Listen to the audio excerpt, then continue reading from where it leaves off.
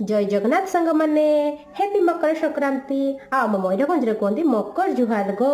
तो आज हूँ मकर संक्रांति किंतु मोर तो से पुराना ड्रेस मोर तो नुआ ड्रेस भी पारिनी से मो बहुत दुखी तो छाड़ से कथा।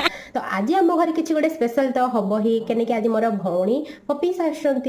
तो फास्ट आज कौन बना हम आम मयूरभंज मकर चाउल आपण मैंने जानते कि नहीं मुझे जानी बट आम घरे तो मकर चाउल हुए। तो चलतु देखा केमती बनाउछंती चलतु। मकर चाउल रेडी करने अरुआ चाउल को आगुरी बतराई चूड़ा को बतराई से पड़ा नड़िया कदली सेऊ चेरी कंदमूल काकुड़ी केसर आलू आउ टिके टेस्ट पड़ा गोलमरीच गुंड अदा आ क्षीर आखु पड़ा आ चीनी भी पड़ा। तो सबको गोले गोला देकी माँ रेडी कर दौरान मकर चाउल जोटा कि मत बहुत टेस्टी लगे। आई मकर चाउल खाइबा मुझे प्रति वर्ष मकर को वेट करे। सतरे बहुत टेस्टी होता। तो पार्ट 2 आसो आपण मैंने रेडी था।